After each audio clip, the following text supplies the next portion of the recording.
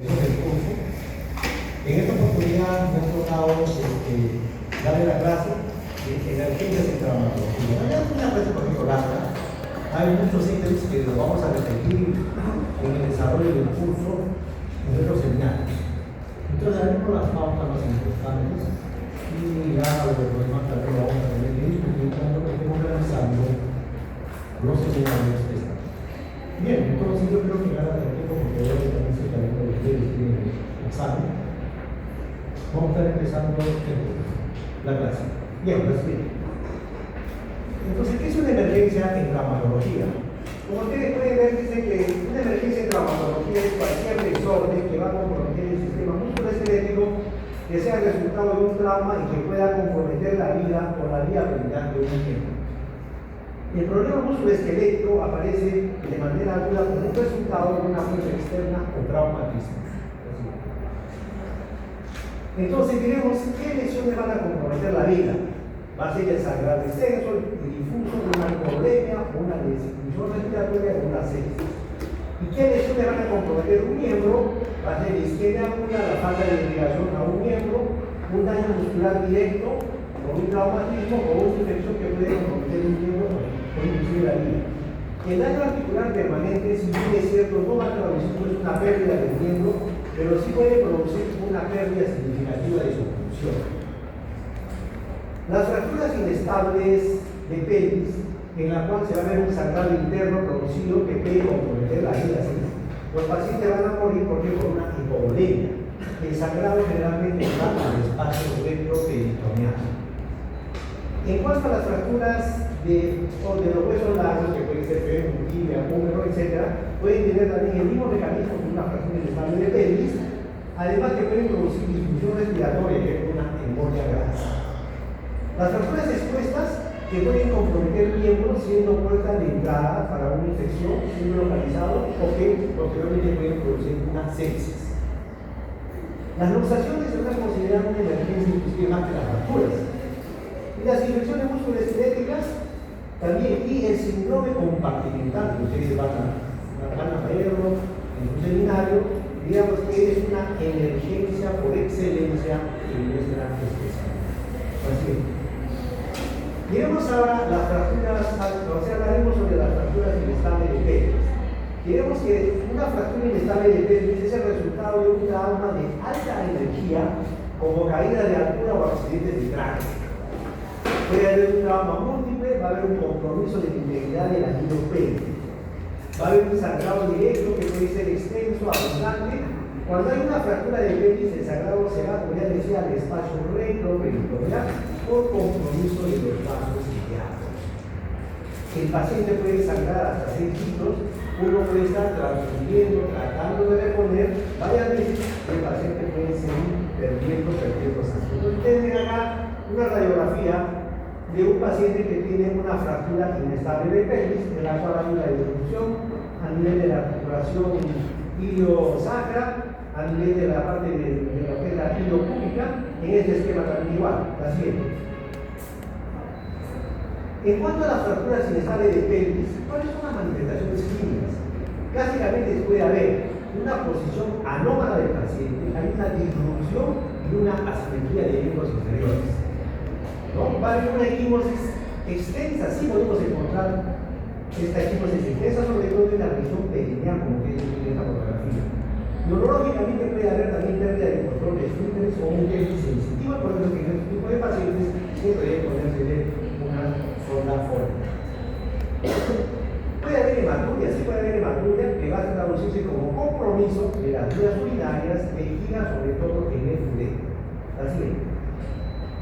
Y cuando estamos frente a una fractura inestable de pelvis, ¿qué es lo que debemos pedir si estamos en un hospital? Por ejemplo, llega con un enfermado, residencia, etc. Lo primero que se debe pedir son imágenes radiográficas de la pelvis, mínimo una antero-posterior, una de entrada y salida que tiene el nombre de inglés doble.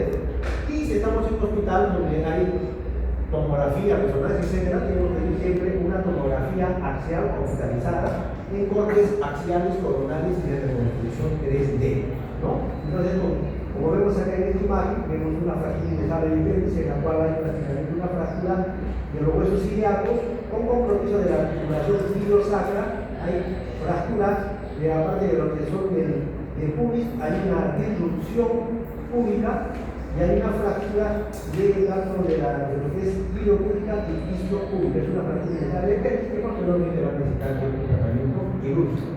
La siguiente. ¿Y qué vamos a hacer si estamos frente a una fractura inestable de pelvis? Lo primero que tienen que hacerse en la parte aguda es que detener el sangrado, ¿no? Estabilización del ácido pélvico y posteriormente una fijación externa o estabilización provisional para detener el sangrado. Y posteriormente tendrán que hacer pues, un tratamiento ya definitivo con una osteosíntesis, como ven ustedes. Ejemplo, si llega a la emergencia un paciente, tomamos ya como hemos indicado una radiografía de la cual conocemos una fractura inestable de pelvis, lo primero, mientras tanto que el paciente se va preparando para la cirugía, ejemplo, una fijación externa, al paciente que tiene que hacer todos sus riesgos, tiene que ver el cardiólogo, tiene que ver el internista, el neumólogo, etc. Y mientras tanto le tenemos que poner una faja pélvica o una hamaca, que vamos a verlo posteriormente cuando revisemos la parte del paciente con una hamaca. Pero es importante siempre decirles, por ejemplo, que hasta una hamaca o una correa pélvica podemos realizarlo en el tópico de piernas, ¿no? O en el tópico de traumachoc, haciendo con una sábana. Pero, ¿cuál es lo que hay que poner? Y siempre esto para que se llegue a casa. Nunca poner la faja o la hamaca a nivel de las crestas ciliares, ¿no? Sino tiene que ser a nivel de dónde? De los trocantes. Ahí sí va a contribuir, porque si es acá no, a veces se habla. Sí, igual. Pero si nosotros le colocamos la correa pélvica o la hamaca a nivel de los trocantes mayores, sí, ahí sí va a tener un efecto. Entonces, como ustedes ven acá, el control de daño, acá está preparado el paciente, está poniendo una correa pélvica, posteriormente se ve para que hacer que un control de daño con una fijación externa, ¿no? Y posteriormente se hará ya la cirugía definitiva con una osteosíntesis que se ha colocado una placa de reconstrucción de pelvis a nivel de lo que es la parte superior del acetábulo hasta la síntesis pública y unos tornillos que van a comprimir para estabilizar la articulación sacroiliaca, ¿no? Que posteriormente si no se hace eso, va a tener una inestabilidad que no va a poder cambiar. Acá un esquema de cómo se puede hacer una fijación externa a nivel de pelvis, ¿no? Colocando acá unos charms a nivel de la articulación sacroiliaca y acá haciendo una fijación externa en la cual vamos a poner a nivel de las crestas del capítulo superior, a nivel del techo del acetábulo y a nivel de la parte de donde estamos en la parte ilopúbica. ¿La siguiente? Y también nos referiremos que las fracturas de huesos largos, como ustedes ven acá, una fractura segmentaria de fémur, una fractura de pino y peroné, se dice que el hueso, ustedes ya saben que el hueso es un tejido donde se realiza pues, la anatopoiesis, no solo tiene pues, una importancia estructural, sino tiene una circulación muy recta y por lo tanto cuando hay una fractura hay un sangrado profundo. Y el sangrado se dice que en el fémur puede sangrar hasta 1,5 litros, en el útero hasta 1 litro. ¿Y qué puede pasar? Puede producirse la embolia grasa, se puede producir de manera aguda en caso donde la fractura de huesos largos produce una extravasación de glóbulos grasa hacia la circulación y puede producir una embolia grasa. La siguiente. Otro ítem que nos pide la clase son las fracturas expuestas. ¿Y qué diríamos el concepto de una fractura expuesta? Son todas aquellas fracturas donde el foco de fractura está en comunicación con el exterior. Aunque una fractura expuesta va a aumentar el potencial de complicaciones, infección, por ejemplo de consolidación, o rigidez y neuropatía. Como ustedes en esta fotografía es un paciente que llega al tópico de la cabeza con un accidente de tránsito, con una fractura expuesta a nivel de la parte externa del tópico. Ustedes también van a revisar, inclusive en los seminarios, las fracturas, la clasificación de las fracturas expuestas. Hay una clasificación que se usa ya desde el año 79, es la clasificación de Estilo, en la cual está dividida en 3 tipos. Tipo 1, tipo 2 y tipo 3. La tipo 3 se clasifica en A, B y C. En el tipo 1 dicen que la herida es menor de 1 centímetro, la lesión de tejidos blandos es escasa y no hay signos de aplastamiento como podemos ver en esta. La fractura del segundo tipo, o una fractura no tiene colgajo ni abulsiones ni gran afectación del tejido blando, hay un mínimo amodelado aplastamiento como podemos ver en esta fotografía. Así es. En el tipo 3, que es una clasificación de Bustido, se caracteriza por una lesión extensa de tejidos blandos que van a afectar al músculo, piel, estructuras neurovasculares. Puede existir un alto grado de contaminación en este tipo de fractura de tercer tipo. Esta semana subdividimos, decía, en tercer grado A, B y C. La de tercer grado A posee incluso una cobertura adecuada de tejido blando y el hueso fracturado. La del tipo 3B se va a caracterizar por una afectación extensa o pérdida de tejido blando, contaminación masiva. Y la de 3C, esta se va a asociar a lesión neurovascular. La frecuencia de amputación en las fracturas expuestas de tercera o C, como dicen acá, en estas lesiones oscila entre un 25 a 90%. Las dos causas más frecuentes de amputación son la sepsis y la incapacidad para conseguir un flujo arterial adecuado de las extremidades afectadas. ¿Por qué? Porque va a haber una lesión neurovascular. Cuando la preparación arterial no se realiza dentro de las primeras 6 horas después de la lesión. Así que, ustedes pueden ver acá una fractura de tercer grado A, tercer grado B y tercer grado C, prácticamente donde ustedes ya ven una condición ósea, con una lesión vasomiocultánea y con lesión neurovascular. Entonces, esto ya prácticamente es un paciente que va a tener, como les dice, un 25 a 90% de que el paciente vaya a una amputación. ¿Y qué se debe hacer si estamos frente a una fractura expuesta? ¿Cuál es el manejo de inicio? ¿Cuál es el manejo agudo? Se debe hacer lo primero, inicio de un antibiótico, darle una antibiótico-terapia de amplio espectro. O sea, una vida y darle una antibiótico-terapia de analgésico de amplio espectro.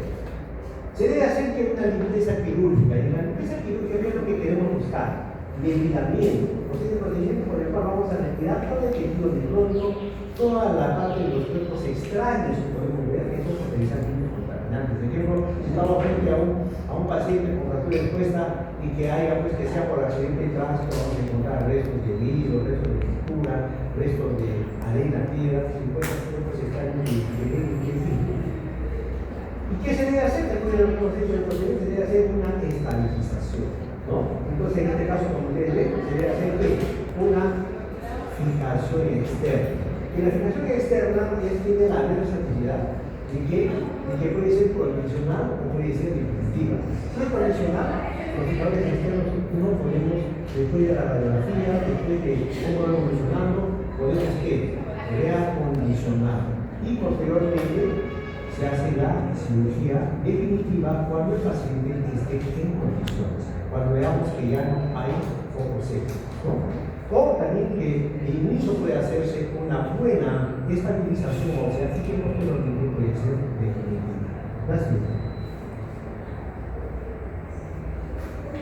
Otro punto que nos pide la clase de emergencias en traumatología son las luxaciones, que también es tema de seminario. ¿Y qué vamos a decir en el concepto de luxación? Vamos a decir que es el desplazamiento de los huesos de una articulación de su posición normal. Puede haber luxación en diferentes partes del organismo. Vamos a referirnos acá a las más frecuentes, que son el hombro, codo, rodilla, cadera, articulación acromioclavicular, de tobillo, y el tratamiento es la reducción inmediata mediante maniobras específicas. Posteriormente se debe hacer que una radiografía, se debe hacer unos exámenes previos y después de la reducción para buscar cualquier fractura asociada. Entonces es importante que un paciente llegue a la emergencia y así biológicamente, como conversábamos de mi grupo de hospital, ejemplo, ya semiológicamente si estamos frente a una fractura que es una luxación de hombre, el paciente va a venir con un dolor intenso, el paciente va a venir con una posición antálgica y semiológicamente vamos a ver si es la parte del hombro el afectado y si ya nosotros ya por nuestra tecnología vamos a ver que hay el signo de la charretera, ya estamos pensando que es una luxación lineal. Y si vemos el signo de la tecla de Fiamo, también podemos estar pensando que sea una luxación lineal. y prácticamente si es un accidente grave, si el paciente está en rotación externa, puede pensar de que haya aparte de una fractura, una luxación post-operativa, ¿no? Y justamente como ahora estamos en la reunión clínica, como hablando del grupo, en la cual presentaba un caso que había una luxación de hombro, pero la paciente estaba tan tranquila y prácticamente una luxación itinerante, es una luxación ya de varias semanas. Y la paciente prácticamente no tiene dolor. El paciente que está con una luxación, sobre todo de hombro, vertebral, o del codo, o del tobillo, y si es agudo, el paciente no le gana nada, el paciente viene y quita y pierde con una protección tal. Vamos a una radiografía antes, luego hacemos la maniobra de reducción y ya tenemos que reducir. Puede ser una emergencia. La siguiente. Entonces vamos a referirnos acá a la luxación coxofemoral o las luxaciones de cadera. Como dice acá, afecta la articulación coxofemoral. Una luxación coxofemoral es para que se produzca esta, generalmente es por un traumatismo de alta energía, típicamente en accidentes de tránsito como caída de altura, por choque de la rodilla con el tablero del vehículo, transmitiéndose la fuerza axialmente hacia atrás. La mayoría de estas luxaciones coxofemorales, un 90% son posteriores, ¿no?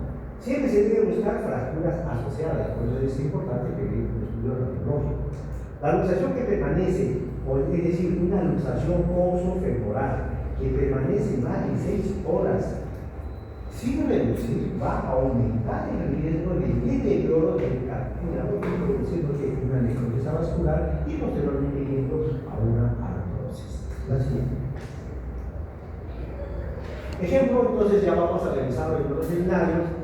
¿Qué se debe hacer si estamos frente a una luxación de cadera o coxofemoral? Es importante hacer una reducción de emergencia para evitar el deterioro del cartílago articular y evitar la necrosis vascular que necesita.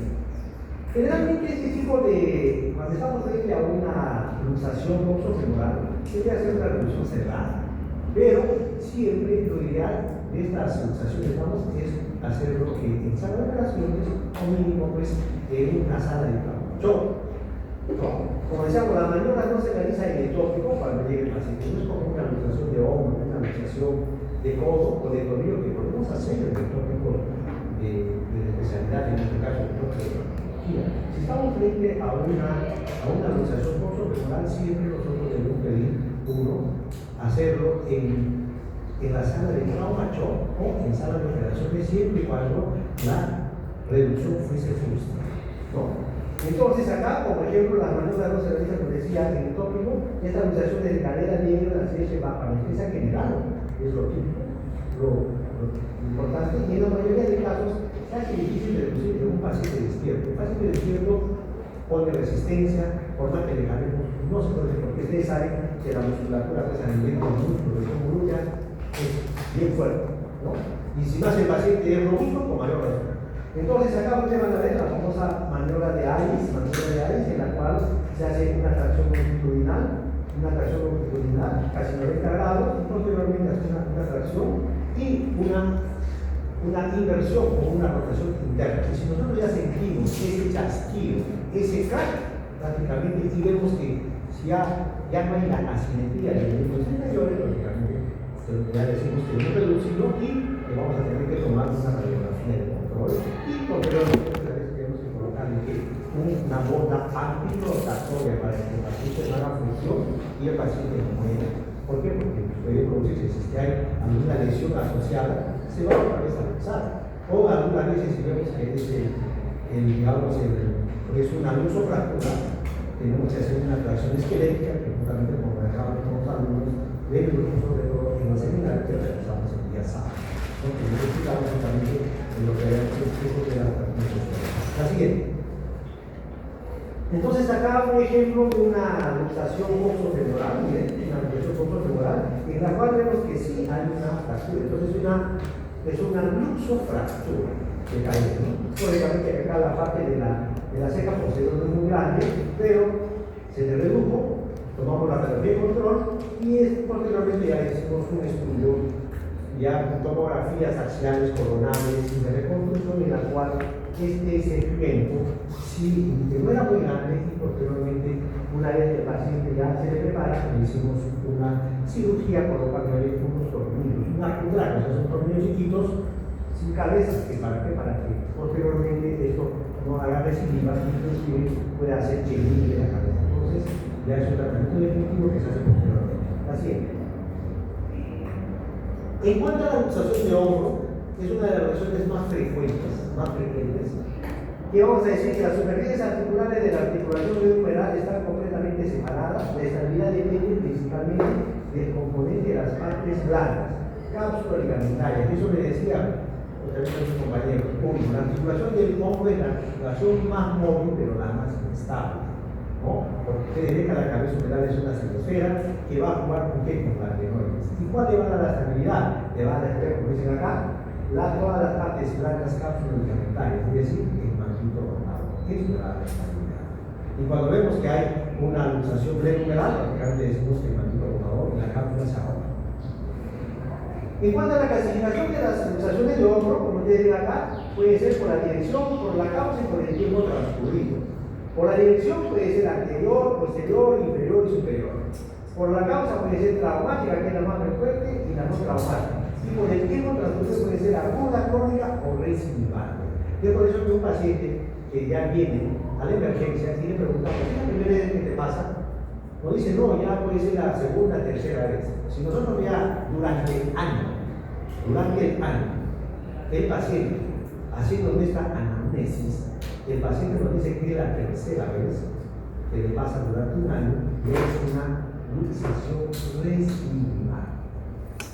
Entonces, ahí sí lo reducimos, le ponemos un cabecillo o su encaje de hombro o su inhibidor de hombro, y este paciente luego tiene que estudiarlo, hacer una tomografía y finalmente una resonancia. ¿Por qué? No es el paciente que va a haber alteración de la cabeza humeral o del componente del. Entonces ya son pacientes que posteriormente van a necesitar una cirugía, ¿no? Una cirugía por la vía del ojo. Porque si no, por más que le reduzcamos, le tengamos 3 semanas con el cabestrillo, con el vendaje de pom, van a ser inclusive, se van a querer a descansar o ver televisión por la noche, se le va a luxar. O van a subir, van a estar de repente, qué sé yo, en un vehículo de transporte público, se van a agarrar y se les va a luxar. Entonces, es residuante, es un hombro inestable, ¿no? Entonces, ese tipo de pacientes sí se debe estudiarlos con una resonancia para descartar principalmente el colegio modelo de la cabeza de ¿no? Y posteriormente curativo hacer el tipo de cirugía artroscópica, aplicatura de la cápsula o inclusive hacer una transferencia. Ahora, en cuanto a las luxaciones anteriores, que son las más frecuentes y suelen estar provocadas por la adenusión y extensión de rotación externa del hombro, la cabeza del húmero se desplaza en dirección anterior respecto a la cadena redondeada y por debajo de la coracoides. Estas son las más frecuentes. Y las luxaciones posteriores pueden producirse por fuerzas axiales sobre el brazo en la aducción y rotación interna. La cabeza del húmero queda por detrás de las redondeas y por debajo de las rodillas. Las luxaciones inferiores que son poco frecuentes y normalmente se asocian con lesiones graves de los tejidos blandos o con fracturas de la porción proximal del húmero. La fuerza pues, de hiperreducción que va a desplazar la cabeza del húmero hacia abajo. Y las luxaciones superiores también que son poco frecuentes y se producen por fuerzas de gran intensidad hacia adelante y hacia arriba sobre el brazo y la aducción.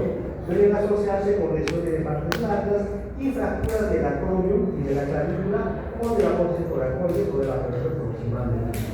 Como le decía, cuando viene un paciente pues, con un dolor en el hombro y con el antecedente o en la historia de la anamnesis que estamos haciendo, dice que se cayó y vemos prácticamente al paciente le sacamos la blusa, la camisa, etc. y siempre hacemos un examen comparativo con el hombro no afectado y vamos a ver esta imagen que ustedes van a ver ahora mismo, que es el signo de la charretera. Y posteriormente les vamos a tomar una radiografía antero-posterior, y en la cual vemos que hay una luxación glenohumeral. A veces también estamos en un centro hospitalario que tenemos radiografías. A veces, aparte de la antero-posterior, le pedimos una transtorácica. Es decir, que si el hombro afectado es el derecho, le vamos a pedir una radiografía antero-posterior del lado derecho y una transtorácica. Le decimos al radiólogo, que ya sabe, que levanten el brazo y la radiografía aquí, la imagen va a ir, la incidencia del tórax acá, en la cual nos va a dibujar prácticamente, nos va a dar la dirección de la cabeza humeral, si es anterior, si es posterior. Entonces, lógicamente, nos va a dar la certeza que estamos. Pero como usted ya decía, semiológicamente, las más frecuentes son las superiores. Así. ¿Y qué se debe hacer si estamos frente a una luxación numeral? El manejo agudo, se debe hacer una reducción separada. Esto sí podemos hacerlo en nuestro tipo de especialidad, en este caso de traumatología. Ya vemos, ya tenemos una radiografía, vemos que hay una luxación numeral, que generalmente es anterior, y vamos a hacer las maniobras. Ejemplo, una de las maniobras que se puede hacer, el paciente puede estar en la camilla, inclusive en el piso, acá la tracción con contratracción, es decir, se pone una sábana a nivel de la región maxilar y el otro ayudante va jalando siempre el miembro afectado en rotación externa. Vamos jalando en rotación externa y podemos hacer una abducción y posteriormente una rotación, ¿no? Acá hay otra maniobra en la cual el paciente puede estar echado, hacemos una tracción longitudinal, siempre en rotación externa, y apretamos en rotación externa, y luego hacemos una aducción, ¿no? Una aducción, y vamos a sentir lo característico, el chasquido, ¿no? Otras veces también, a veces lo que también hacemos en forma frecuente es en el espaldar de una silla, con una tracción, ponemos una almohadilla o una sábana o una colcha a nivel del espaldar de la silla y al paciente lo ponemos y traccionamos. Tenemos que sentir el chasquido. Una vez que se siente el chasquido, prácticamente, como decimos, como si fuese una magia, el paciente se para y dice: ya me pasó el otro. Y tenemos que inmovilizar, porque al saber que hay una luxación neuronal, se va a romper la cápsula, está lesionado el manguito rotador, es prácticamente una herida, y luego tenemos que inmovilizar. ¿No? Justamente como estamos platicando el día viernes con nuestra rotación, ¿no? ¿Qué se debe hacer? Si no tenemos pues un calestrillo, tipo de PO, no tenemos un inmovilizador de hombro, ¿qué hacemos? Hacemos un vendaje de hombro, ¿no? Que lo han practicado. Entonces, en este caso sí se debe poner un vendaje de hombro, no solamente para las cuestiones neuronales, inclusive para fracturas de microproximal, fracturas de codo, fracturas de axis humeral o para las luxaciones acromioplantares que vamos a ver esa manera. Así es. Entonces es importante que cuando estamos frente a una luxación humeral puede haber lesiones asociadas. Y generalmente van a ser fracturas por la evolución de la tuberosidad mayor o torticera, o que puede producirse una abducción, o fracturas del cuello quirúrgico que pueden producirse por las maniobras de reducción. Y sí, algunas veces en el transcurso de esa práctica, sí, yo creo que a la gran mayoría que nos trataba de reducir, y a veces no entraba el paciente, no lograba, tratábamos de reducir y sentíamos, aparte del chasquido, sentíamos como cuando usted rompe un carrizo. Entonces, sí, a veces nos ha producido una fractura, ¿no? Entonces, ahí ya como de razón, así que tenemos que hablar, ¿no? Entonces, va a haber lesiones del manguito rotador y si es que hay una inestabilidad crónica por luxaciones repetitivas, puede ser por un trauma activo. Entonces, el paciente se puede estar manejando carro, va a mirar el volante y si es duro, hasta puede producirse cuando es una luxación estival o cuando está nadando. Así es. Entonces, acá ustedes ven una luxación humeral en la cual hay una fractura social, una fractura con abducción de fuerza. Entonces, en este caso, ¿qué hacemos? Vamos a tratar de reducir y posteriormente al paciente preparado para poner la cirugía, hacer una cirugía o una osteosíntesis, ¿no? Una placa, puede ser una placa de tipo filos o haciendo un cerclaje. En esta parte que vemos en este otro ejemplo, vemos acá una luxación glenohumeral con abducción del tórax.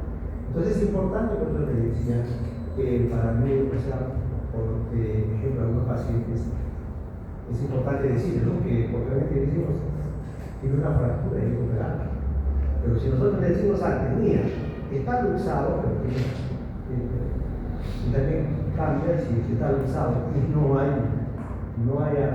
fractura, pero es importante decirle al paciente, o al familiar, que en la maniobra que vamos a realizar puede producirse una fractura así. Pues más o menos le decimos que podría. Es por eso que nosotros cuando estamos en el tópico y vemos que el paciente no colabora o hacer las maniobras, hacemos todas las maniobras, tracción contra tracción, hacemos la maniobra de golpes, la de la silla y ya son frustras, a veces nosotros lo dejamos. ¿Para qué? Para simbolizar la operación. Esas operaciones hacemos con anestesia general, lo relatan bastante y lo podemos reducir. Porque a veces somos muy veces tratamos de ayudar y hacemos una mala tracción. Y como eso, de repente yo estoy por otro, generalmente una paciente ya de la tercera edad es vulnerable a que pueda producirse una fractura. Ahora, otro tipo de luxación que vamos a ver es las luxaciones de rodilla. Entonces decimos que es importante tener en cuenta que es una emergencia no solo por el compromiso articular, sino por el factor anatómico proximal a la arteria popltea que pasa por ahí, por detrás. ¿Qué pasa por detrás de la rodilla? ¿No? Detrás de la fosa popltea. La lesión del nervio peroneo y la luxación de rodilla pueden ser de un 20 a un 40%. Estas lesiones de la rodilla o estas luxaciones de la rodilla se van a asociar a lesión ligamentaria.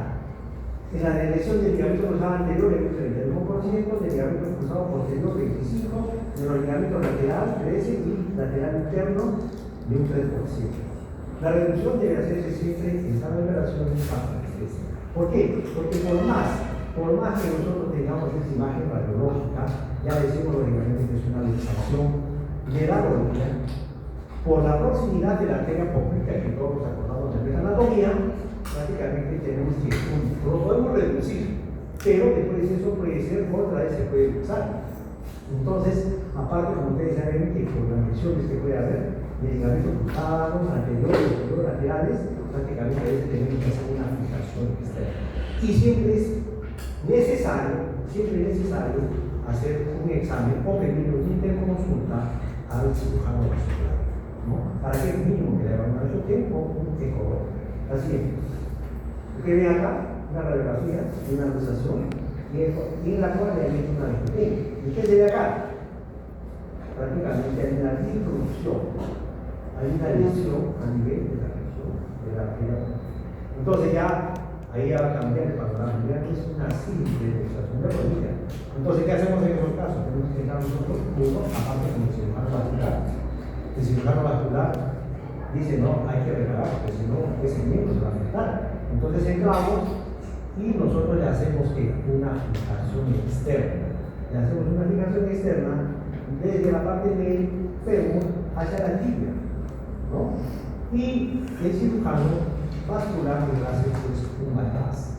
Generalmente de la metafena le abre, le hace prácticamente para que concluya la perfusión, y posteriormente ya ese paciente no solamente va a quedar con la fricción externa, no tiene que hacerse pues una reparación, cápsula, una reparación o una plastía de ligamento cruzado anterior, ligamentos colaterales, etcétera.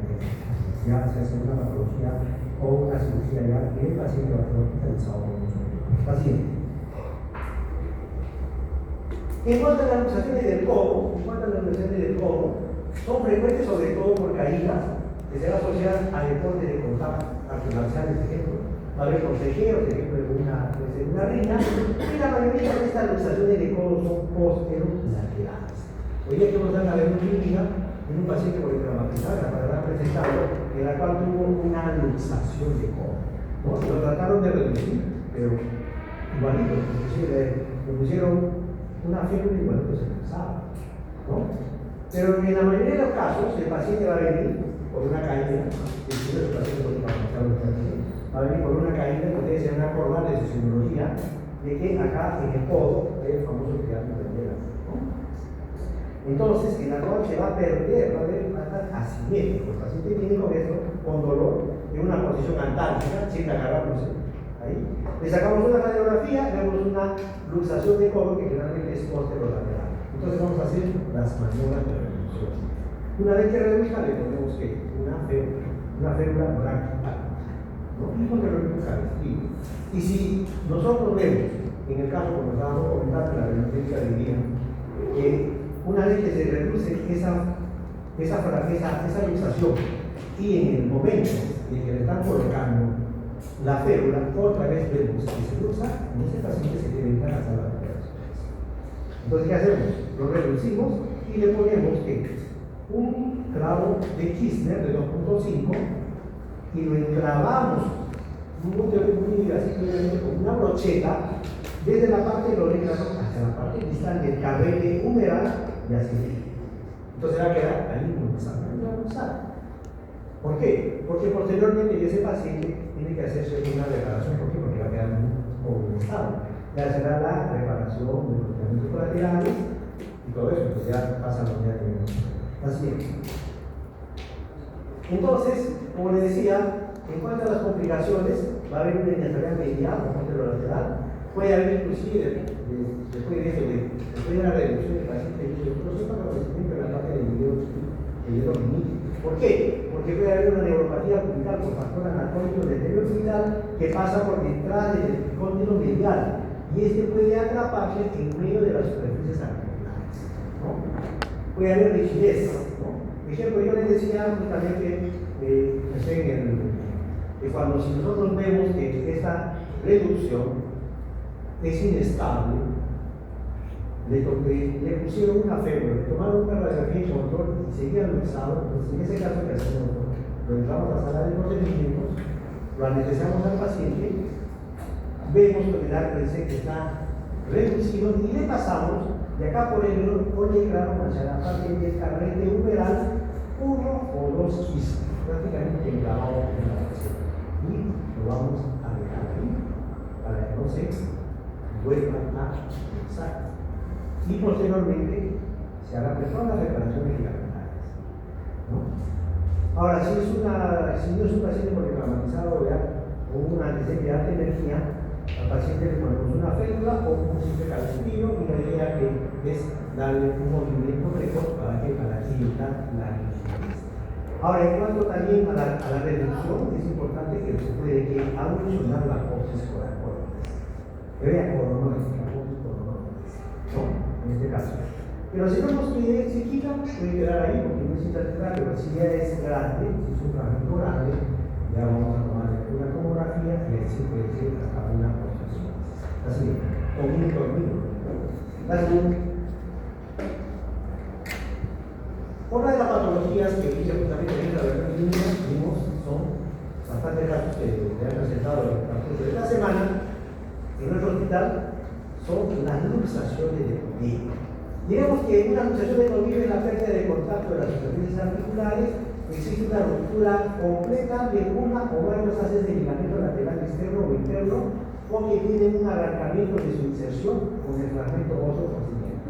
Se van a producir con un movimiento súbito forzado de inversión de todo el pie, con supinación y abducción del antepié, por lo que todo el peso del cuerpo gravita sobre el borde del pie. Se intentará que la reducción influenza, es decir, bajo anestesia, en todos los casos. También podemos hacerlo en nuestro tópico. Viene un paciente con antecedentes traumáticos, se cayó, se tropezó o hizo un orificio y con un dolor le tomamos una radiografía, vemos que hay una luxación, le reducimos. Pero si ya pueden estar asociadas a una luxofractura, en la cual podemos ver esta imagen, ¿no?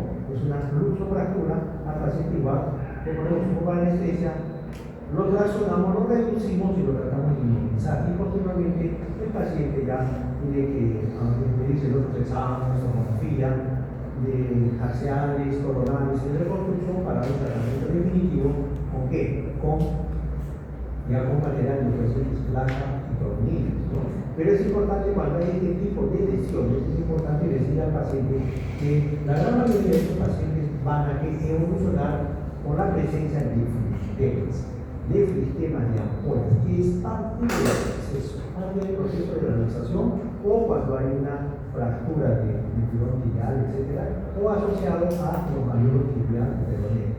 Entonces es importante a veces decirle al paciente o al familiar que probablemente que no se va a asustar o que no le cause sorpresa, que le va a salir las ampollas. Porque al paciente o al familiar no le decimos que puede evolucionar con aumento de volumen y la presencia de sistemas, el paciente cree que porque le hemos puesto la inmovilización o la FEP ya acabó, ¿no? Entonces es importante siempre la siguiente.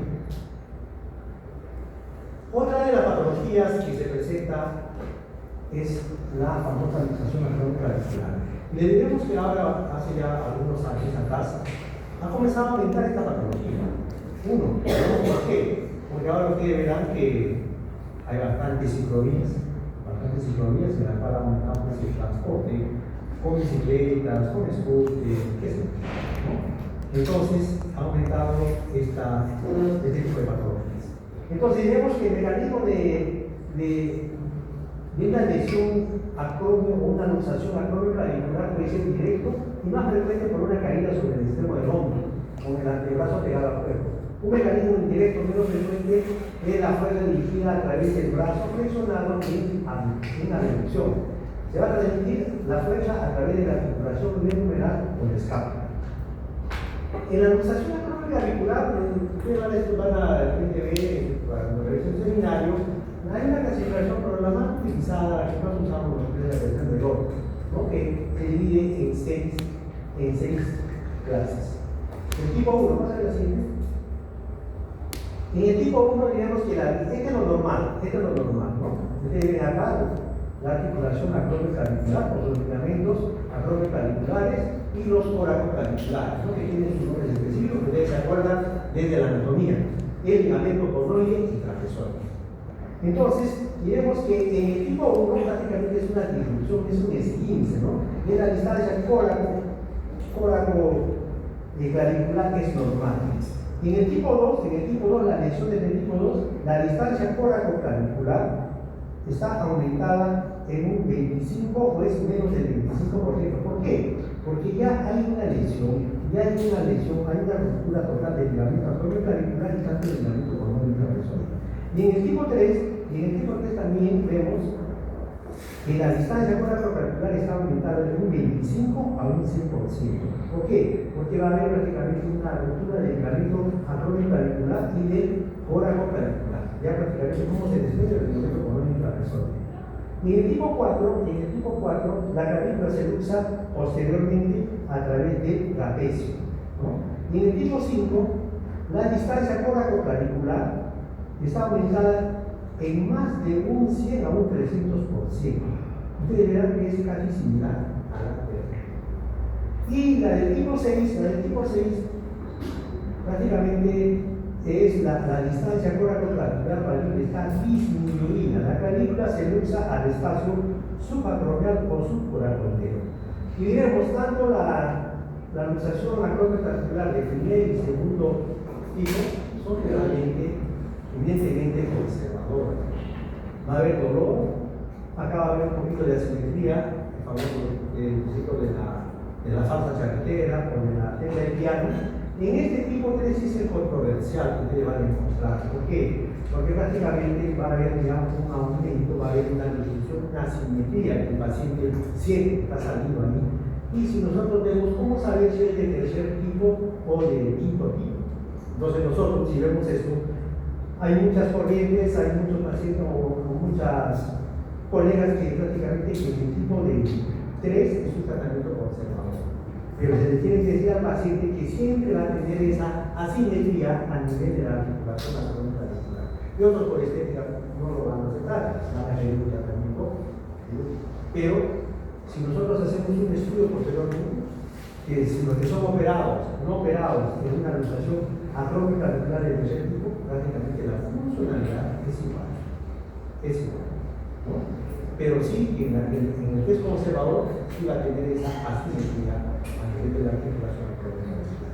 ¿Y cómo saber si es de tercero o de quinto tipo? Entonces tenemos que tomar una radiografía en estrés. ¿Y cómo hacemos en estrés? Vamos a ver si nosotros le decimos al radiólogo que le ponga al paciente prácticamente 2 pesas de 5 kilos colgando, no agarrando, sino colgando, y le tomamos una radiografía comparada. Entonces comparamos con la de inicio, y si vemos que esta luxación es más del 100 al 100%, digamos, es del quinto piso, y es evidentemente erótica. La siguiente. Acá ven ustedes una radiografía o una luxación acromioclavicular, ¿no? En una separación, porque está roto el ligamento acromioclavicular y los ligamentos coracoclaviculares. Un tipo, generalmente, el tratamiento es la colocación de un tornillo manual de 4.5 y asociados para darle mayor estabilidad, una aguja de Kirchner que va a pasar percutánea, es decir, desde la parte externa de la piel, por el deltoides a través del acromion y se va a ir a la parte distal de la cadena.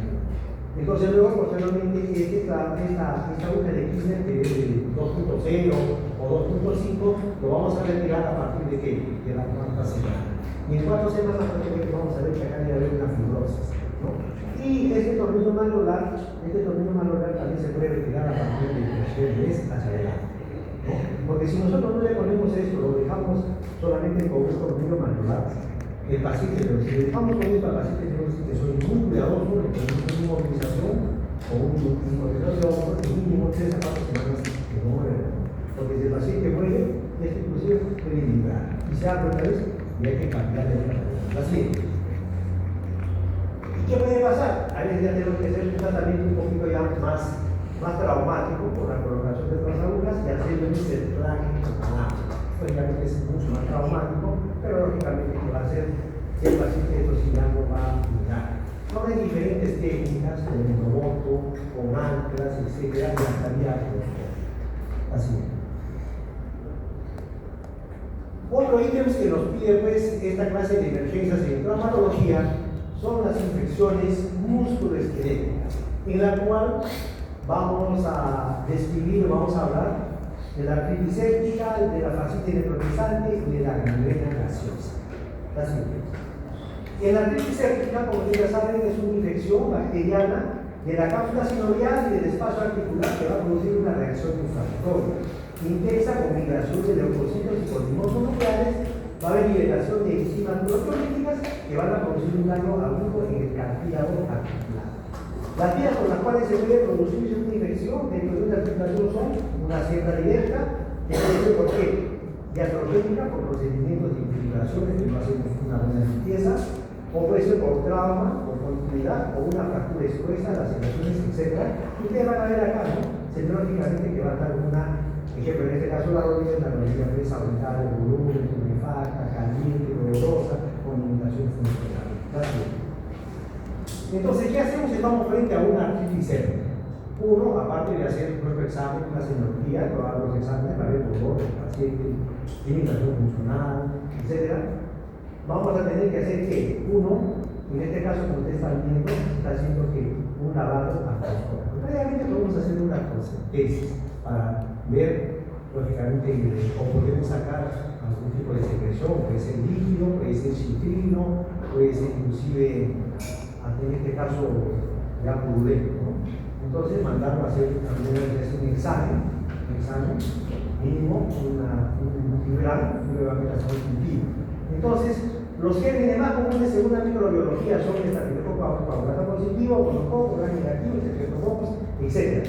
Acá en esta imagen ven, lógicamente, a un paciente con una artritis séptica, en la cual se está haciendo un lavado artroscópico, que es uno de los tratamientos que se debe hacer. Estamos usando este tercer cuarto nivel, donde existe, digamos, artroscopía. Vamos a hacer un lavado artroscópico, como ven en este caso. La siguiente.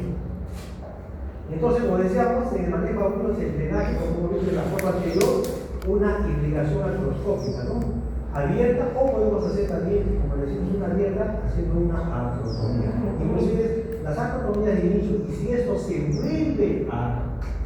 vuelve otra vez a empastarse, vuelve a estar prácticamente con líquido, y hemos hecho una artrotomía un poco conservadora. Ya en la segunda tenemos que ser mucho más traumáticos y hacemos inclusive unas artrotomías. Ustedes ya han visto, hacemos con una incisión como para prótesis de rodillas.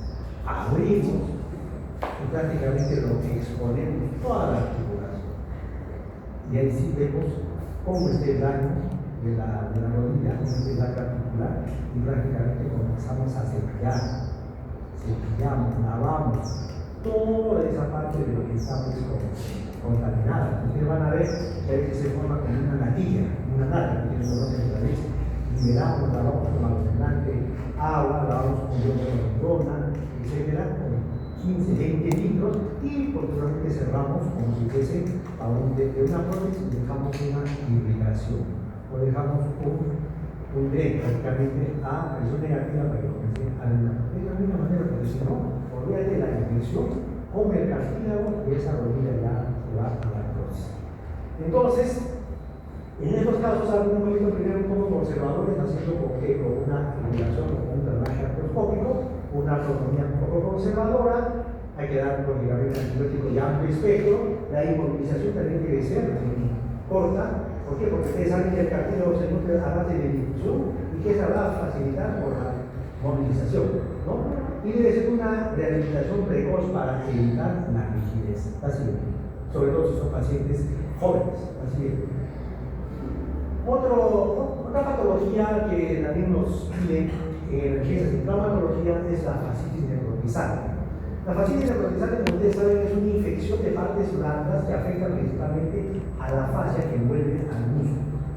Es una infección causada generalmente por una flora mixta, principalmente por estreptococos, anaerobios. Va a haber factores de riesgo en este tipo de pacientes, generalmente los pacientes inmunosuprimidos, el ingreso externo, por ejemplo, de tatuajes, piercings, o en condiciones no higiénicas adecuadas, o sea, no hay una buena limpieza, o en pacientes que también tienen algunas comorbilidades, pacientes que son diabéticos, obesos, etc. Una fascitis necrotizante, como dicen, requiere un alto índice de sospecha. ¿Por qué? No es rica serológicamente, no es como una lenticela. Así es. Ejemplo, ¿qué vamos a encontrar si estamos frente a una fascitis necrotizante? Va a haber manifestaciones clínicas sutiles. Inicialmente va a haber empastamiento de la piel, formación de ampollas, como le ven acá. El paciente puede empezar a lucir deteriorado, requiere un alto índice de sospecha, como dice, que va a haber un edema, empastamiento, flitemas, no signos neurológicos de inicio, eso se ven en estadios avanzados. Así es. Entonces ya el paciente posteriormente, ¿qué podemos encontrar? Si estamos ya frente y podemos hacer una fasciotomía, vamos a encontrar prácticamente la fascia que se decola, prácticamente la fascia se deshilacha. Entonces, va a haber a veces ausencia de punto, se encuentra como en un absceso, el drenaje puede ser turbio, los planos faciales se van a decolar con facilidad y eso sí nos va a dar el diagnóstico. Llegamos a la fascia, no es como en la artritis, la fascia está casi indemne, pero en la fascia necrotizante no. Llegamos a la fascia, jalamos con una pinza y se comienza a deshilachar. Ya decimos es una fascia necrotizante, comienza ya a pasar, toda la fascia se la come. Después por eso podemos ver así una epidermolisis como formación de ampollas, que comienza a producir la siguiente, comienza a pasar así. Este es un caso de una paciente que nos llevó también al hospital con un dolor a nivel del miembro inferior izquierdo, dolor de volumen, no había una patología traumática, ¿no? Entonces, de inicio, por el dolor, se pensó así que estaba haciendo el mecanismo compartimental, pero no había pues, un antecedente traumático de caída, ni de picación, ni una herida concomitante. Entonces, pero sí había aumento de volumen y dolor, así que había como aumento de volumen y dolor. Entonces, le tomaron una ecografía y había que había líquido, ¿no? Entonces, entraron a hacerle una fasciotomía, y posteriormente nosotros entramos, entonces hicieron un miércoles, entramos el jueves del jueves, entramos ya en el viernes de guardia al efectivo y vimos de que el paciente ya tenía pues un dolor feto. Y cuando entramos, dijimos, no hay que entrar a hacer otra limpieza quirúrgica. ¿Y qué lo vimos cuando lo sacamos? Prácticamente esta secreción era fecalmente. Así es. Ahí hicieron una fasciotomía y todo era secreción fecalmente. Entonces prácticamente eso estaba ya todo contaminado, ¿no? Entonces ya no valía hacerle, ¿qué? Ya no valía hacerle una fasciotomía, nada, porque era secreción fecal. Entonces se habló con la familia, dijimos esto lo dejamos para perder el mundo, ¿no? se va a infectar, va a hacer una sepsis y la paciente se va a morir. Entonces lo que indicamos en este caso es una desarticulación paciente. Hicimos la desarticulación, sacamos la desarticulación, hicimos la desarticulación en ese momento con organización de la familia y ¿qué vemos? Cuando hicimos la desarticulación vimos que venía del colon venía esa situación. El paciente tenía una fístula en el colon receptor. Entonces tenemos que llamar al cirujano. El cirujano hizo una coloscopia. En la siguiente paciente tuvo como 3, 4, 5 veces esa sala. Esta es la primera, y luego dejamos a las cirugías posteriores. El cirujano hizo su coloscopia, cerró esa fístula, el paciente no tiene pena, ¿verdad? La siguiente. Otro ejemplo de una paciente necrotizante es esta, ¿no? Ejemplo, una paciente que tiene acá que tuvo pues, una bonita, un buen tatuaje, muy bonito, pero se infectó. Entonces, básicamente, tuvo que hacer una degradación en la parte faciobiocutánica. Y empieza a cirugía posteriores, y luego prácticamente pasó a una política de cirugía plástica para hacer su cobertura.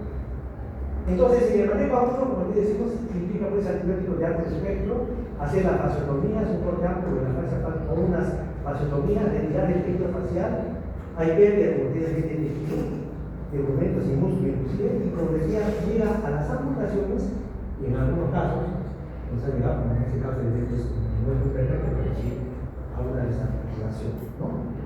Entonces, a veces, ¿por qué? Porque a veces no se puede controlar la infección, empieza así, ¿no? Empieza así. Deterioro, dolor, una pollita, comienza a haber un aumento de volumen, una epidermolisis, ya vemos que comienza a avanzar, ya prácticamente ya se ve una lesión faciobiocutárea con exposición de glucosa. Así. Una de las patologías es la gangrena gaseosa, que es producida por anaerobios, sobre todo es por infertiles, y que se va a ver en sus manifestaciones clínicas. Va a haber una piel marcórea, violácea, va a haber aumento de volumen, va a haber una crepitación. Esto es lo característico de una gangrena gaseosa, es una crepitación, o sea, como una espuma. Y el tratamiento es la eliminación inmediata. En este caso, mira, como había sistemas, y en la fascia plantar prácticamente estaba lleno de pus. Entonces, crepitaba. Entonces, hicimos una liquidación amplia, dejamos todo lavado, pero ya es prácticamente una evolución prácticamente reservada, es decir, el paciente si esto no va, así. Otro de los puntos que ustedes es en esta clase, como decía, que es la emergencia por excelencia, es el síndrome compartimental, que ustedes ya lo van a revisar en su seminario. Y refiriéndonos al síndrome compartimental, decimos que la elevación de la presión intrafacial es un trastorno en el cual la presión alta en un espacio cerrado puede causar daño irreversible al contenido del sistema. En cuanto a la fisiopatología del síndrome compartimental, tenemos que es el aumento de la presión que va a comprometer la perfusión capilar de los tejidos, pudiendo causar atonía celular, isquemia muscular, y por tanto se va a liberar hemoglobina de las células musculares lesionadas. Durante la repercusión, la hemoglobina pasa a la circulación conjuntamente con los metabolitos y inflamaciones tóxicas. La neuroglucosa, la acidosis metabólica y la hiperportasemia pueden producir insuficiencia renal, arritmias y llegar a la producción de una parada cardiovascular. Entonces, el flujo arterial al compartimento afectado disminuye a tal punto que ocurre necrosis de los tejidos musculares y nerviosos de dicho espacio. La siguiente. ¿Cuáles son las causas más frecuentes de un síndrome compartimental? El trauma, asociado a las fracturas por hemorragia librada de estas, la isquemia, la repercusión por el cual va a haber un edema posisquémico por lesiones arteriales o de la no restauración del flujo sanguíneo a dichas lesiones, por quemaduras o por quemaduras de animales venenosos o insectos. La siguiente. ¿Y cuáles son las manifestaciones clínicas? Eso es importante que ustedes deben saber, porque ustedes en algún momento cuando estén haciendo su seguro, por muchas causas que puede venir, es como ustedes en cirugía, ¿qué es lo que tienen que saber? Diagnóstico aplicar una flor en la piel. Y si no lo aplican una flor en la boca, que puede ser un hilo, una apendicitis, prácticamente es paciente. Y semiológicamente podemos estar ¿no? Es igual en el síndrome compartimental. Va a haber siempre un trauma asociado a un trauma, una lesión, etc. ¿Qué es el dolor intenso? Un dolor intenso, me duele. Ayer tuve que tomar contigo, me pusieron una plancha y en mi caso no podía llegar a ser no siempre. Y que haber consistencia pequeña en comparación al otro tiempo. Durísimo, parece humano, no manera. ¿No? En comparación al otro, porque la gente se duele. Y que haber anestesias, es adormecimiento. Va a haber calidez y que los fluxos no están disponibles. Si nosotros vemos todo esto, de acuerdo a nuestra semiología, estamos diciendo que probablemente estamos frente a un síndrome compartimental. Y debemos actuar. Igual que usted está frente a un compartimental. ¿Está bien?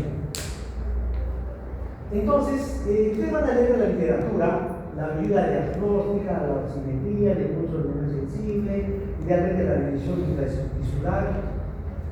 La revisión tisular que ustedes van a leer en su literatura dice que 0 a 8 milímetros de mercurio es normal, de 25 a 30 disminuye el flujo vascular y mayor de 30 milímetros de mercurio estamos frente a un síndrome compartimental. Pero yo diré que en todos los años de traumatólogo que hace 30 años. En realidad, esto casi no, sino es nuestra semiología. Las manifestaciones clínicas, la que te van a decir que estamos frente a un síndrome. Inclusive, estando acá en el hospital de 4 niveles, tienen literatura. Y no la semiología. Entonces, vemos todo que es un dolor intenso, una consistencia técnica, palidez, cursos disminuidos, estamos frente a un síndrome compartimental. Así. ¿Y cuál es el tratamiento? Si estamos frente a un síndrome compartimental, uno, la fasciotomía. Ese es un tratamiento de elección. La fasciotomía. Es decir, la descompresión de todos los compartimentos, que pueden ser, ejemplo, que más frecuentemente se presenta en la pierna, también en el muslo, también en el brazo, también en el antebrazo, en la muñeca, manos, etc. Y va a haber, prácticamente va a bajar, digamos, hacer la descompresión de todos los compartimentos precoces, ¿no? Ejemplo, si estamos frente a un síndrome compartimental, o ya psicológicamente estamos viendo que estamos frente a un síndrome compartimental y están haciendo su segundo, y al sitio donde tienen que mandarlo, va a ser, por ejemplo, 4 o 5 horas de transporte. De repente, no en ambulancia, porque en ambulancia van a tener su sexo, van a tener que alquilar una combi, un carro, etc. Y si ustedes lo mandan en ese lapso, en 6 horas, prácticamente va a tener el paciente ya con ese mismo trabajo. Entonces, ¿qué es lo que se debe hacer? Que saber anatomía, saber anatomía. Bueno, como una forma aguda que puede ser un poco imposible, ¿no? Puede haber, digamos, si hay una apendicitis, se haga una apendicitis, pero luego eso pasa y se hace trabajo. Pero en el síndrome no, en el síndrome compartimental se pierde, se va a hacer mucha cuidado. Entonces, ¿qué se debe hacer? Una fasciotomía. Eso lo vamos a conversar a veces más detenidamente cuando hablamos de seminarios, ¿no? Entonces, yo siempre les digo a los alumnos de mi grupo, a los que han rotado, que si están en un sitio, se haga una fasciotomía no es como en este caso, que no es tan amplia todavía, sino se hace una fasciotomía, digamos, mínimamente invasiva. Es decir, se hace una incisión a nivel del tercio proximal, del tercio medio y del tercio distal. Pero tenemos que llegar a la fascia. Llegamos, hacemos un corte, así llegamos a la dice que si ustedes están bien cerca, hasta pueden ir con una anestesia local para tener siempre su cilocaína, pueden infiltrar, hacer un corte a la piel, llegan a la fascia y van a descomprimir, como cortar un plástico. El paciente, le vas a salvar y ese músculo sale así, como si fuese una gelatina, y se hace en los dos lados. Esto es un ejemplo que es bien frecuente. Cuando ustedes hagan su segundo, en todo sirve panaderías, en todo sirve mecánicas, en todo sirve carpinterías, ¿no? En todo tipo hay esto donde cortan madera, donde la selva, y todos son vulnerables a que pueda hacer. Son los panaderos, se dice que tienen el rodillo, no, se le mete la muñeca, viene con un, si no, como le mete la mano y se hace una fascitomía, es una para de la mano. ¿No? Es importante. Entonces ya ustedes como médicos pueden hacer así una fascitomía. Se puede hacer. ¿No? Pero siempre y cuando, como se dice, y hacen una fascitomía. Y posteriormente la infección la vamos a curar. Pero si no hacen la fascitomía, entonces la infección también tenemos tiempo, porque eso se va a producir en la 72, en la semana. Y ese tiempo ya ustedes lo van a trasladar a casa. ¿No? Y siempre inmovilizar. Entonces es importantísimo saber que esta es la, como decimos nosotros, la emergencia por excelencia en nuestra empresa. Que debemos hacer. Así es. Ahora, las complicaciones de la fascitomía, ejemplo, la infección. Como ustedes dicen, la infección luego se va a tratar. La infección asociada al punto de evolución o central del trauma, lesiones nerviosas iatrogénicas, aumento de resistencia hospitalaria, alteración de la sensibilidad, dominio de inflamación recurrente o una degeneración muscular. Ahora, ustedes siempre van a ver que entre las complicaciones del síndrome compartimental, en el síndrome compartimental, sobre todo de la parte volar o anterior, van a ver lo que se llama la contractura isquémica del golpe. Es una secuela del síndrome compartimental volar o anterior profundo del antebrazo que no fue tratado correctamente porque tuvo mala evolución. ¿Y cuáles son las características? Va a haber alteraciones neurológicas, cutáneas, articulares y musculares. En su forma más grave se va a evidenciar la mano en garra, una mano en garra, con hiperflexión de las articulaciones metacarpo-falángicas, el dedo pulgar está en flexión y en abducción, la muñeca en flexión, pronación del antebrazo y flexión del hombro. Entonces, esta es la contractura isquémica del golpe, que es una secuela de un síndrome compartimental volar o anterior profundo del antebrazo que no fue tratado o tuvo una mala evolución. Entonces, ustedes se van a ver. No van a ver de repente, claro, no van a hacer o están sospechando de un síndrome compartimental. Si ustedes tienen tiempo para llevar 2 o 3 horas, hagan, todo. Y si se hacen, háganle una fascitomía. Ustedes están en anatomía, ustedes han suturado de una herida, así. Mínimo si queda chiquita, pero con eso van a disminuir o van a tratar que se vaya impactando. Eso lo vamos a contar más de cuando hagamos el seminario de síndrome compartimental. Así.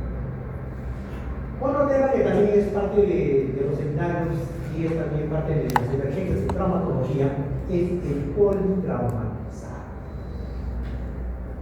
Daremos unos conceptos de politraumatizado. Dice todo aquel paciente que presenta lesiones de origen traumático que afectan al menos 2 sistemas, de los cuales uno de ellos puede comprometer la vida. Según la Organización Mundial de la Salud, la define como una lesión corporal a nivel orgánico intencional o no intencional, resultante de una exposición aguda dirigida a cantidades de energía que sobrepasan el umbral de la tolerancia fisiológica. El paciente va a ser víctima de trauma múltiple con compromiso vital. Así es.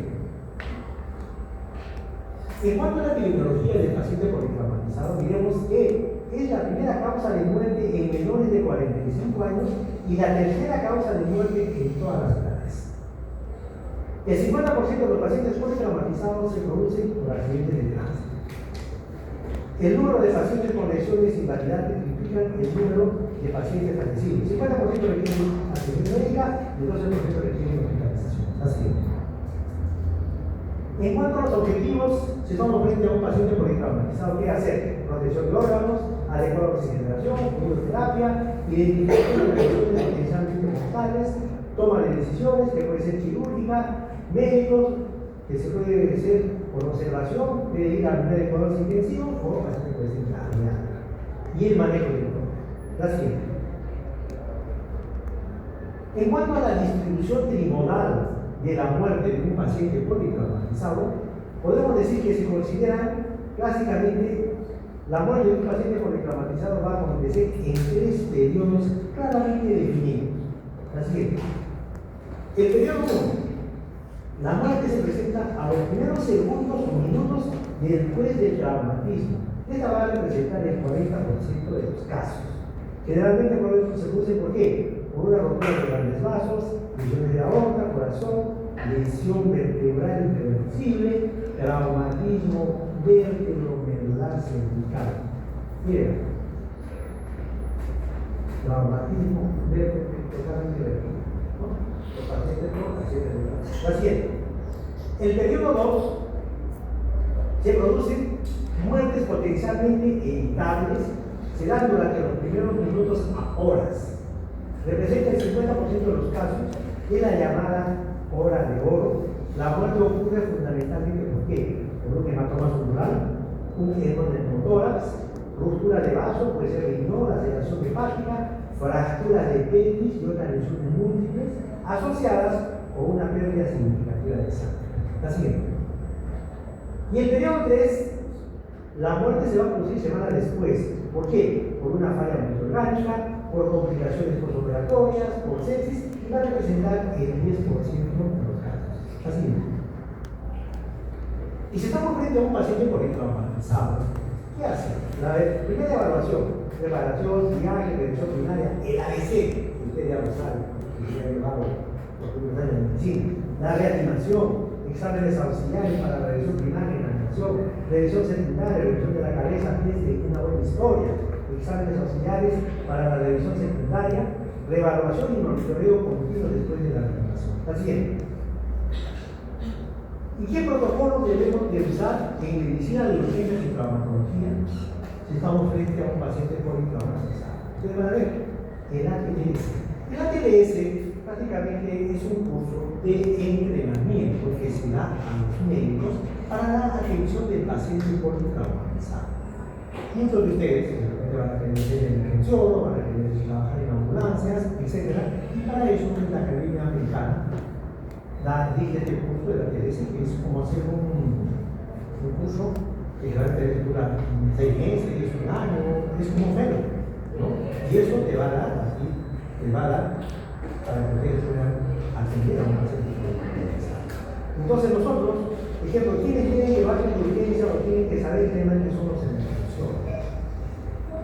Todos podemos saber a licencia. Ya, pero ya cuando estamos en la especialidad, el ATS en un hospital, en un hospital de tercer o cuarto nivel, lo van a hacer los emergenciólogos que están en el trabajo, o los que están en la ambulancia, inclusive todos los ejemplos, que pueden ser técnicos que trabajan en ambulancia, saben que la ¿no? Saben la rehabilitación. Y el control de daño en un paciente politraumatizado, ¿qué lo va a hacer? Los cirujanos y los traumatólogos. Entonces, los conceptos que ustedes van a ver cuando hagan un seminario, los conceptos del ATLS: A, como ya saben, vía aérea permeable con protección de la columna cervical; B, respiración, ventilación; C, circulación, control de hemorragia; D, crisis de estado neurológico; y E, disposición de medio ambiente. La siguiente. En cuanto a los estudios iniciales, estamos frente a un paciente politraumatizado. ¿Qué se debe hacer? ¿Qué se debe pedir de inicio? Mínimo una radiografía de tórax, una radiografía de pelvis y una radiografía de columna cervical. Acá, ya refiriéndonos un poquito más a nuestra especialidad, una radiografía de pelvis, en la cual vamos encontrando que una fractura inestable de pelvis, que va a necesitar ¿qué? Una estabilización. La siguiente. El control de daño, como usted decía, en cirugía general y traumatología son los que generalmente nos realizan. Y el ATLS los intervenciones. Entonces, en cirugía general, el nivel específico es el control de daño de un politraumatizado o lesiones abdominales, o lesiones importantes. Entonces, en este caso, ¿qué se hace? Se entra juntamente con los cirujanos generales. Y a veces los cirujanos siempre entran antes que nosotros. ¿Qué hacen? Una laparotomía explorativa. ¿Para qué? Para ver si hay lesión de vasos, lesión de venas, etc. Entonces hacen una laparotomía exploratoria y posteriormente terminan y nos llaman a nosotros para hacer ¿qué? Y si está asociado una fractura inestable de pelvis, hacemos que una estabilización, una fijación externa en la pelvis. O sea, estabilizar la lesión de grandes musculoesqueléticas con una fijación externa. Y siempre le decimos a nuestros colegas de cirugía, si ellos van a hacer o van a ver en los hallazgos que encuentran en la cavidad abdominal y van a hacer una colostomía, y si nosotros posteriormente vamos a entrar a una fijación externa, siempre le decimos a los colegas, por favor, que lo hagan un poquito más alto de lo que habitual se hace. ¿Por qué? Porque nosotros generalmente nos hacen a este nivel la colostomía y a veces se va a contaminar con nuestra fijación externa, ¿no? O va a ser un poco difícil hacerlo. Va a estar ahí la bolsa como el fecal, porque va a estar algunas semanas con la fijación externa. Entonces le decimos, si van a hacer una colostomía, siempre le decimos que los hagan un poquito más arriba para que no interfiera en nuestra fijación externa. Eso es lo único que le decimos ahí. Porque siempre van a hacer ejercicios de la primera. Así es. Y hay que conocer pues la existencia de una respuesta inflamatoria musculoesquelética. Existe una respuesta local inflamatoria como defensa orgánica normal de nuestro organismo. Si esta respuesta local no se controla, se produce pues una reacción sistémica inflamatoria dañina, pudiendo desencadenar ¿qué? Una falla orgánica múltiple, un síndrome de embolia grasa o un shock séptico, y hay un real aumento de la mortalidad. Así es. ¿Y cómo vamos a minimizar o cómo vamos a disminuir estos efectos de la cascada inflamatoria? Haciendo una buena limpieza quirúrgica, en la cual hacemos una eliminación de tejidos desvitalizados, en el manejo inicial reduce la cantidad de inflamación local y o sistémica y va a minimizar la posibilidad de infección. La estabilización inmediata con una fijación externa de los fragmentos óseos o fijación externa va a mejorar la circulación del área y va a disminuir el dolor. Así es por eso que en los pacientes politraumatizados se requiere una respuesta externa inmediata, logrando así el control de daño. Ejemplo, estamos frente a una fractura de pelvis inestable, si estamos frente a fracturas abiertas de fémur ligadas a una lesión severa, o polifracturado o en fracturas bilaterales cerradas de fémur, o igual, mortalidad es un 16%, o en unas unilaterales es un 4%, o en otros miembros que puede ser tibia, peroné, húmero o antebrazo. La siguiente. Refiriéndonos acá a las fracturas inestables de pelvis, vamos a decir que las fracturas inestables de pelvis en un paciente politraumatizado es la tercera causa de muerte. La primera es el trauma craneoencefálico, la segunda es el traumatismo de tórax y la tercera las fracturas inestables de pelvis. Esta va asociada a lesiones de otros sistemas que exigen un manejo multidisciplinario simultáneo, van a ocupar del 2 al 8% del total de todas las fracturas. La mortalidad está elevada de un 4.8 a un 30%. La siguiente. El tratamiento, como ya le he dicho de inicio, si estamos frente a una fractura inestable de pelvis y lo que queremos es disminuir el sangrado para evitar el shock. Es un paciente con un politraumatizado, vemos que tiene una fractura inestable de pelvis, ¿qué se debe hacer? O sus riesgos del cardiólogo, sus exámenes, si le comienza a ganar prácticamente si hay vamos a compensar la bulimia, se le va a sacar su hemoglobina, si está disminuyendo, comenzamos a hacer un hematotransfusión. Y mientras tanto va preparando, nosotros ¿qué hacemos? Hacemos esto, que le vamos a poner que una hamaca o una correa pélvica, ¿no? Para la inmovilización. Esto va a ser solamente transitoria hasta que el paciente esté en condiciones de entrar a sanar, ¿no? Entonces, la hamaca o la correa pélvica, como le decía, lo vamos a hacer mientras el paciente está en cama de trauma shock, llevamos generalmente las camas que se han visto en el hospital, que tienen como unas parantes, como un castillo que se llama, entonces ahí le vamos a adecuar una hamaca. Y esta hamaca tiene que hacerse generalmente, como decía, a nivel de los trocánteres mayores, para así estar disminuyendo, estar cerrando un poco la técnica para disminuir el sangrado. Y posteriormente, una vez que entremos a sala de operaciones, entramos y hacemos la fijación externa, ¿no? Que puede ser transitoria, según cómo evoluciona el paciente, y posteriormente hacemos ya un tratamiento definitivo o osteosíntesis. O a veces también puede quedar definitivo. La siguiente. Y si estamos frente a un paciente politraumatizado en la cual va a haber una fractura, por ejemplo, en este caso una fractura de fémur, una fractura segmentaria, también esto se debe hacer una fijación, se debe hacer un control de daño, ¿no? O un periodo de tracción, ¿no? Entonces se hace una aplicación externa. ¿Por qué? Porque esta también sangra bastante. Y a veces puede ser bilateral, puede estar asociada a una fractura del fémur, asociada a una fractura de Achilles peroné y hasta el miembro superior. Entonces, ¿qué hacemos? Tenemos que disminuir la incidencia de problemas pulmonares, va a disminuir las complicaciones de las fracturas y facilita la rehabilitación y va a hacer un menor costo de tratamiento. Ejemplo, si nosotros vemos que llega un paciente con una fractura de fémur o con una rodilla flotante, como uno está viendo, como otros alumnos que están en la rotación de nuestro hospital, hacemos el control legal, hacemos una fijación externa. No de inicio en este caso, así sea cerrada, si nosotros queremos hacer un tratamiento de inicio, un tratamiento definitivo, querer poner un clavo en la muscular, se puede hacer, pero ¿cuál es el riesgo? Que por el proceso de inflamatorio, a que tenemos que limar un poquito, a mí vamos a extravasar toda la parte de grasa y se puede producir una embolia. Entonces el mismo tiene que pasar, como les he dicho, el periodo de ventana. Una semana a 10 días. Es el periodo en el cual sí podemos hacer un tratamiento de la siguiente. Entonces, en la fractura de fémur, esta fractura de fémur forma parte del patrón de lesiones que amenazan la vida y requieren un manejo inclusive hasta con unidades de cuidados intensivos. El riesgo local de hemorragia severa, como el fémur puede sangrar de alas, inclusive más. El riesgo general de distrés respiratorio grave aumenta por la respuesta inflamatoria. Acá hay una fotografía en la cual se hizo una fijación externa, acá vemos un esquema como se debe hacer mínimo con 2 chams. La siguiente.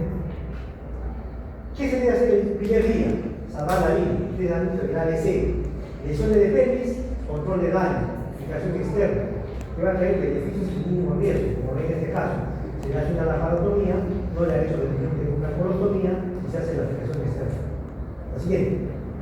El día 2, una segunda mirada, vemos cómo están nuestros fijadores, ¿no? Vemos que podemos inclusive ver cómo está, podemos ver, apretar, por ejemplo, apretar los fijadores, vamos a revisar cómo están los fijadores, vigilar el estado de los tejidos, hacemos un examen de laboratorio, hemograma, hemoglobina, etc. Podría hacer la Así es. Yo dejo lo que decía, en el periodo de ventana, que va a ir entre el 5.º día al 10.º día, un promedio de 7 días. El momento inmunológicamente oportuno para hacer un tratamiento. Ahí sí, intentar cambiar un fijador externo por un clavo intramedular, ejemplo, si vamos a tener una fractura que puede ser de fémur, que puede ser de tibia, pero de etc. ¿No? Ejemplo, un clavo bloqueado según cada caso de la fractura.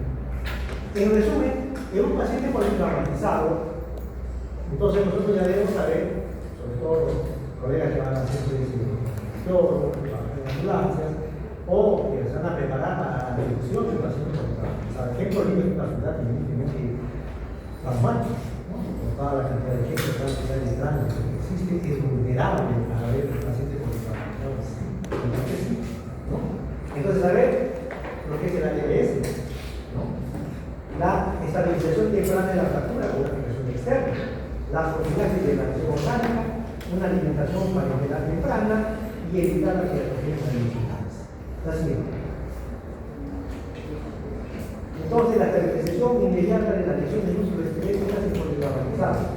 ¿Cuál va a optimizar el pronóstico? Que van a disminuir la hemorragia, van a minimizar la reacción inflamatoria sistémica, evitando la posibilidad de una falla multiorgánica. Bueno, eso ha sido todo. Gracias por la atención.